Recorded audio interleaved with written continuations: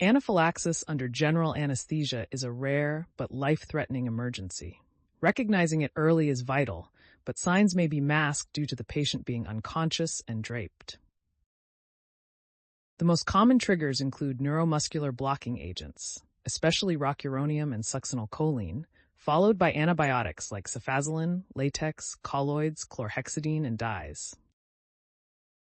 Under anesthesia, typical signs like rash or urticaria may be absent or missed.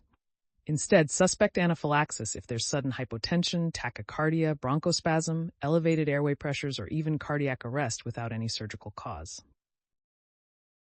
Step 1. Stop the suspected trigger immediately. Discontinue all anesthetic agents and halt further administration of potential allergens. Inform the surgical team right away. Step 2. Call for help. Activate your emergency protocol. This is a code blue situation. Step 3. Administer 100% oxygen and ensure airway patency. Turn off volatile anesthetics and provide high-flow oxygen.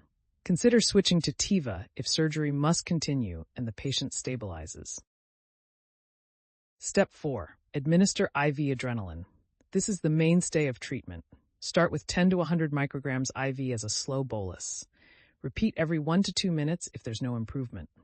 In cases of circulatory collapse, give 1 milligram IV and begin CPR if required. If IV access is not immediately available, use IM adrenaline in the lateral thigh.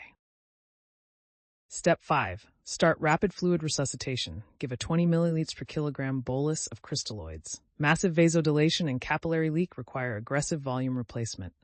Repeat as needed based on response. Step 6. Administer adjunct medications. Give IV antihistamines like chlorpheniramine, 10 milligrams, and corticosteroids such as hydrocortisone, 200 milligrams. These don't act immediately but help prevent biphasic reactions and improve stability. Use bronchodilators like nebulized salbutamol for persistent bronchospasm.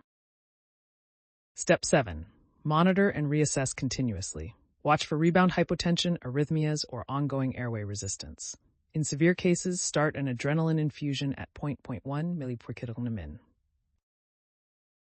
Step 8. After stabilization, draw serum tryptase levels, ideally within 1 to 2 hours of the event. This helps confirm the diagnosis of anaphylaxis.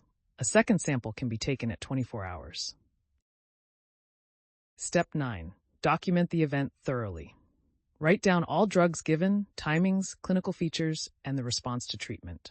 Inform the patient and relatives postoperatively. Add a bold allergy label in the medical records and anesthesia notes.